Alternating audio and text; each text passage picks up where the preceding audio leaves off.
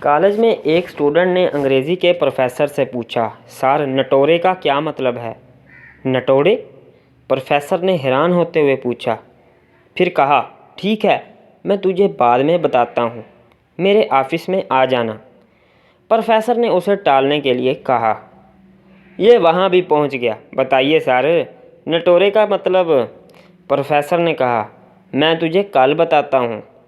Professor صاحب رات بھر پریشان رہے، ڈکشنری میں ڈھونڈا، انٹرنیٹ پر ڈھونڈا، دوسرے دن پھر وہی سر نٹورے کا مطلب۔ اب پروفیسر صاحب اس سے دوری بنانے لگے اور اسے دیکھتے ہی اس سے کترا کے نکلنے لگے، لیکن یہ اسٹوڈنٹ ان کا پیچھا چھوڑنے کو تیار ہی نہ تھا۔ ایک دن پروفیسر صاحب نے اس سے پوچھا، جس نٹورے کے لفظ کے بارے میں تم پوچھ رہے ہو، یہ کون سی زبان کا لفظ ہے؟